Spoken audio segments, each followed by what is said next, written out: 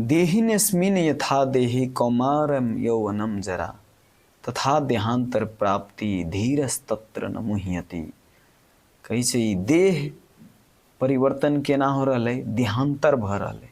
हमनी सब एगो बच्चा रहली, तब वैसे तनका बड़का भेली, फिर वैसे बड़का भेली, फिर वैसे बड़का भेली, होइत होइत बोर होके मर जाई सारा करते करते। त ई देहांतर होइत रहे छे। जेना हमनी से पुरान कपड़ा होइते फेंक दै छी आ नया कपड़ा किन लै छी, वैसे ही शरीर भी जब काम लायक नहीं रहे छे तो इस शरीर के छोड़ के आत्मा दूसर शरीर धारण कर ले छे।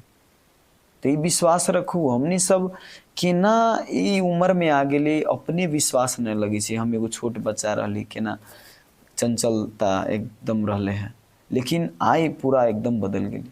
वही फोटो जब देखी छी तब पता चले छे। तो ई देहांतर भ रहले। फिर ऐसा ही देहांतर के अर्थ खाली यही शरीर में नहीं, दूसरो शरीर में परिवर्तन होइत रहे छे।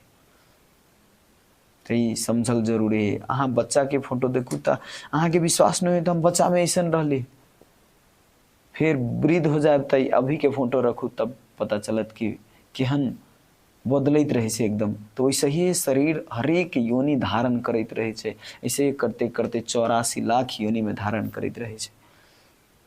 लेकिन हमने सबके विश्वास नहीं लगी छे। हमने सबके जो मन लगी वो कर, कथी कौन देख ले अगला जन्म, ऐसा बात नहीं है।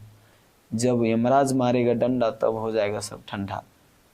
इससे पहले कि भगवत गीता पढ़ू और जानू कि वास्तव में हमनी के अस्तित्व की है। तो ये बहुत जानल बहुत जरूरी है।